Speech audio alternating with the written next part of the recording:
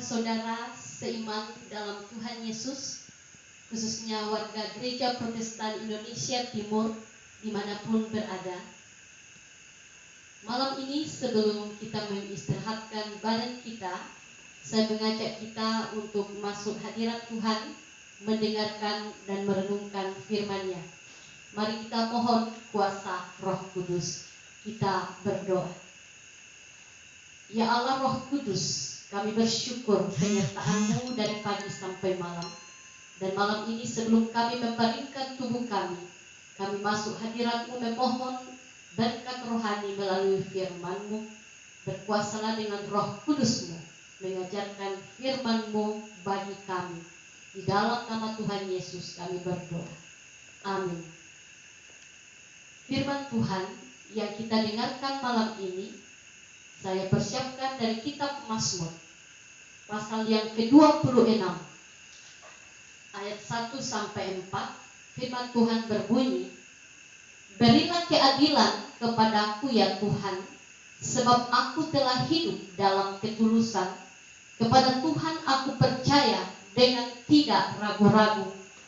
Ujilah aku ya Tuhan dan cobalah aku, selidikilah batinku dan hatiku, sebab mataku tertuju pada kasih setiamu, dan aku hidup dalam kebenaran-Mu.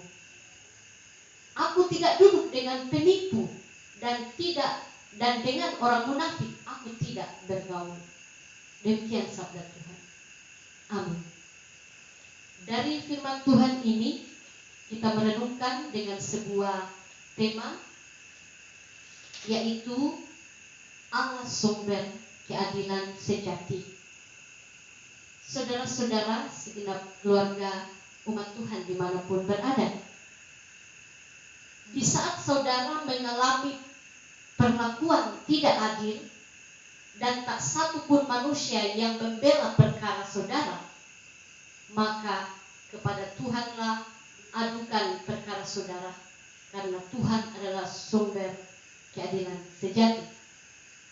Dalam pembacaan kita saat ini mengisahkan tentang ketika Daud merasakan ketidakadilan dari Raja Saul, padahal ia hidup benar, maka Daud mengadukan perkaranya di hadapan Tuhan. Pada ayat yang pertama, Daud memohon keadilan diberikan oleh Allah, sebab selama ini Daud hidup dalam ketulusan dan selalu percaya kepada Tuhan tanpa ragu-ragu. Karena itu dia datang pada Tuhan, saatnya Tuhan bela perkaranya. Di saat Raja Saul mengejar-ngejar dia untuk membunuhnya, ia bersembunyi, dia berlari dari gua ke gua ke padang gurun. Disitulah ia memohon, Tuhan belalah perkaranya terhadap musuhnya itu. Kemudian ayat 2, Daud memohon Tuhan menguji dan menyelidiki batin dan hatinya yang selama ini selalu tertuju kepada Allah. Dia hidup dalam kebenaran. Dan ayat selanjutnya Daud menjelaskan bahwa selama ini ia tidak pernah duduk dengan penipu, ia tidak pernah bergaul dengan orang munafik, ia benci pada perkumpulan orang yang berbuat jahat. Ia menyucikan diri sebelum menghadap Tuhan. Itulah keadaan diri pemazmur yang ia ungkapkan secara jujur di hadapan Tuhan. Ia merasa bahwa ia pantas dibela perkaranya oleh Tuhan. Dan Tuhan menjawab perkara Daud sehingga ia bebas dari kebinasaan ketika ia dikejar-kejar oleh Saul untuk dibunuh.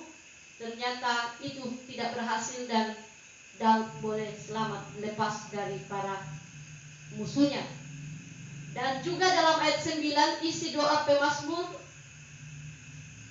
doa Daud supaya Tuhan jangan mencabut nyawanya bersama-sama orang berdosa, atau hidupnya bersama-sama penumpah darah yang hidup dalam perbuatan mesum, dan menerima suap, sedangkan Daud sendiri tetap hidup dalam ketulusan. Ia memohon Tuhan yang akan membebaskan dan mengasihi dirinya. Saudara-saudara, umat Tuhan dimanapun, dari isi doa pemazmur ini kita belajar bahwa jangan berputus asa ketika saudara menerima perlakuan tidak adil dari sesama dan tak satu orang pun yang membela perkara saudara. Tetapi datanglah kepada Allah, adukanlah perkara saudara di hadapan Allah seperti yang Daud lakukan, karena Allah lah sumber keadilan sejati. Selanjutnya dari kisah ini kita belajar bahwa ketika kita berdoa, isi doa kita bukan hanya meminta harta benda, meminta rezeki, meminta hikmat, tetapi juga mintalah keadilan Tuhan untuk memohon supaya Tuhan melepaskan kita dari segala kesia-siaan hidup dan dari segala yang jahat. Terpujilah Kristus, demikianlah firman-Nya. Amin.